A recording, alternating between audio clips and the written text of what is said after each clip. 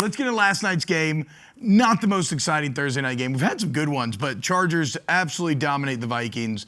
But since we have so many O-linemen here, to me, the story of last night, because like Justin Herbert did great, the running back, another 100-yard game, but it was the return of Joe Alt. The Chargers O-line has been a disaster thus far this season, and when Joe Alt has played, finished and started games, they're 4-0. I've got some numbers we can get into about how much better Herbert's been. But Zach, what about because it's one player returning, but when it's a left tackle and suddenly you don't have to commit resources there, there's a knock-on effect, right? Oh, yeah, and absolutely. With Slater being out, you kick Alt over, so you're really on, when Alt goes out, you're really on your third, fourth tackle, or you're moving guys around, shuffling guys on the line, which I'm not a huge fan of. It's kind of last resort type thing because you're making multiple positions worse. But really, when you add a guy like Joe Alt back there, you saw Herbert super comfortable back there. They get Khalil Mack back last night. He's getting pressure on the quarterback. So, we talk about the line of scrimmage all the time. Their best offensive linemen this year and their best defensive linemen come back last night, and they get a huge win. Just absolutely dominated the Vikings. Get off the mat after last week. Vikings in a bit of trouble. Mikey, what did you think on last night's game? What stood out to you? Yeah, I was talking to Zach, watching Joe Alt, the way, and he had a little scary. Because I'm big on injuries. I see injuries really well. Oh, really? And Alt, he was all over. Dr.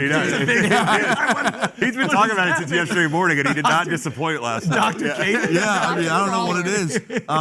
But they were running, the defense was running a twist, and Joe kind of got tripped up, and someone fell on his ankle, and he twisted it up, and he was fine. But other than that, the way he's in his stance, he's so wide, and Zach was saying it's so hard to get around him because he's just such a wide guy, and he latches up, and he's just an incredible player, and he's enormous. He towers over everyone in the huddle. I mean, he's every bit of 6'8". He's every bit of 6'8". Yeah. When you see him in person, man, he's just a big dude. And this Vidal guy. Bro, Vidal's a loser. He's a tiny little battering ram. But he was stepping in, hitting these blitzing linebackers, getting under their chin. He's not afraid of anything, and he could run the dang ball. I like the little back, though, because, Harbaugh, they run a lot of gap scheme. Yeah.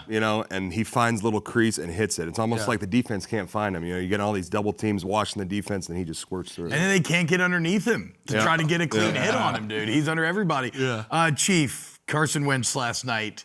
It was a... Sometimes it's the end. Sometimes it's painful to watch. There was that Georgia game, the San Francisco game a couple weeks ago where Mac Jones was clearly dying on the sideline. Carson went through it last night. Yeah, and you see J.J. McCarthy looking very healthy on the sideline.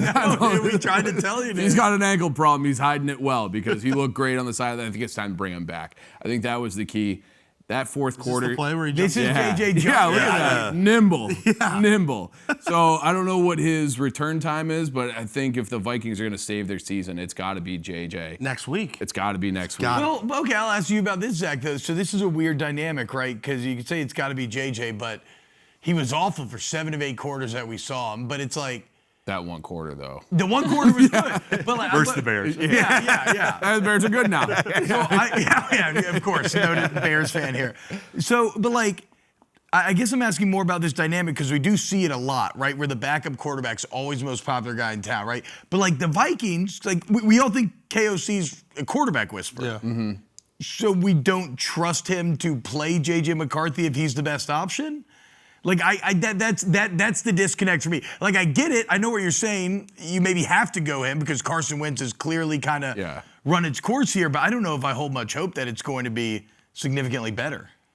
Yeah, I don't know if they're trying to, they don't want to throw him into the fire. They don't know if he's not ready yet. But yeah, I mean, Wentz was hurting last night. I got to give him some credit. I mean, he was getting tattooed back there. His shoulder was banged up, and be out there and finish the game. But also, and he's our age, right? I don't know if we've heard anything from Vikings, but if it was a situation where he needed to play, I would feel like more players would be coming out and saying things, which we haven't really seen that yet. Yeah, he's not just tearing it up at practice. Right. I feel like they're holding him back. Right. We gonna see it. But you know what Carson is at this point. Yes. And JJ has the potential to at least be something. The high pick, the national championship, all the big arm.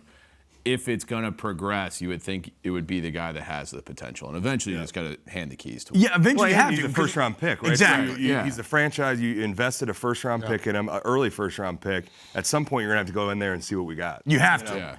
Yeah. Dark times for Vikings fans. I mean, That's a KOC, shame. you're supposed to be the guy, and you let Sam Darnold leave, you let Danny Dimes leave, and look at what you have now. Think about that. Yeah. Jones was there. That's right, dude.